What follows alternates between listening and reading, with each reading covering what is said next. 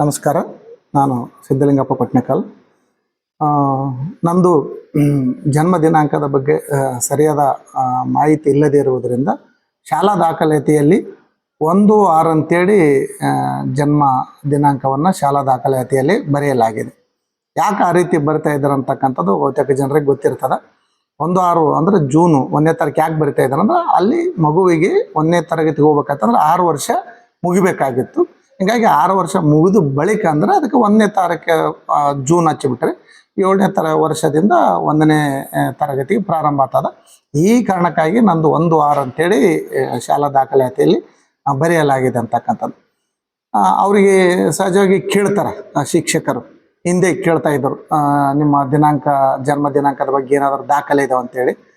ಅವರು ತಂದೆ ತಾಯಿಗಳು ಅನಕ್ಷಸ್ಥರು ಇತ್ಯಾದಿ ಗೊತ್ತಿಲ್ಲದವರು, ಬರದೇ ನಮ್ಮದು ಮಾಡದೇ ಇದ್ದವರು, ಅವರು ಇಲ್ಲ ರೀ ನಮ್ಮದು ಮಗು ಇಂಥ ಜಾತ್ರೆಯಲ್ಲಿ, ಇಂಥ ಹುಣ್ಣಿಮೆ ಸಂದರ್ಭದಲ್ಲಿ, ಇಂಥ ಅಮಾವಾಸ್ಯೆ ದಿನ, ಇಂಥ ವಾರ ಈ ರೀತಿ ಹೇಳ್ಬಿಟ್ಟಾಗ ಅವರಿಗೆ ಗೊಂದಲ ಆಗಿಬಿಡ್ತಾಯಿತ್ತು. ಈ ಕಾರಣಕ್ಕಾಗಿ ಅವರು ಅನಿವಾರ್ಯವಾಗಿ ಅದು ದಾಖಲೆ ಅವ್ರದ್ದು ಬಿಟ್ಟು ತಮ್ಮದೇ ಆದ ದಿನಾಂಕವನ್ನು 1/6 ನಮೂಸ್ತಾ ಇದ್ದರು.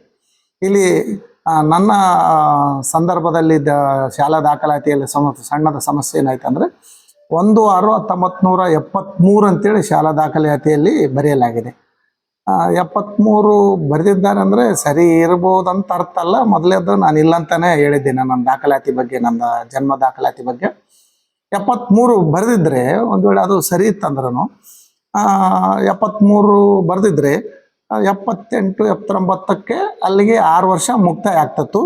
79, 80ಕ್ಕೆ 1ನೇ ತರಗತಿ ಪ್ರವೇಶ ನೀಡಬೇಕಾಗಿತ್ತು. ಅದು 6 ವರ್ಷ ಮುಗಿತಾ ಇತ್ತು.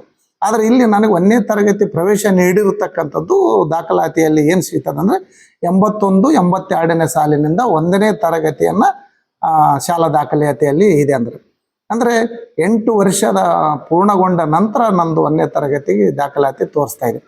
ಅಂದರೆ ಬಹುಶಃ ಅಲ್ಲಿ ಏನು ಸಮಸ್ಯೆ ಆಯಿತೋ ಬಿಡ್ತು ಗೊತ್ತಿಲ್ಲ ಅಂತಕ್ಕಂಥದ್ದು. ಅದು ಏನೇ ಇದ್ದರೂ ಅದನ್ನಂತ ಸ್ವೀಕರಿಸಲೇಬೇಕು, ಯಾವುದೇ ರೀತಿಯ ದಾಖಲೆಗಳು ಇಲ್ಲದ ಕಾರಣ. ಹೀಗಾಗಿ 81, 82ರಿಂದ ನಾನು 1ನೇ ಕ್ಲಾಸಿಗೆ ಪ್ರವೇಶ ನಮ್ಮ ಊರಿನ ಹಿರೇಕೊಟ್ನಿಕಲ್ ಗ್ರಾಮ ಮಾನ್ವಿ ತಾಲೂಕಿನ ಸರ್ಕಾರಿ ಹಿರಿಯ ಅಂದರೆ ಮಾದರಿಯ ಹಿರಿಯ ಪ್ರಾಥಮಿಕ ಶಾಲೆಯಲ್ಲಿ ಪ್ರವೇಶ ಪಡೆದು 7ನೇ ತರಗತಿಯವರೆಗೆ ಅದೇ ನನ್ನ ಸ್ವಗ್ರಾಮದಲ್ಲಿ ಶಿಕ್ಷಣವನ್ನು ಮುಗಿಸಿದ್ದೇನೆ ಅಂತಕ್ಕಂಥದ್ದು. ನಮಸ್ಕಾರ.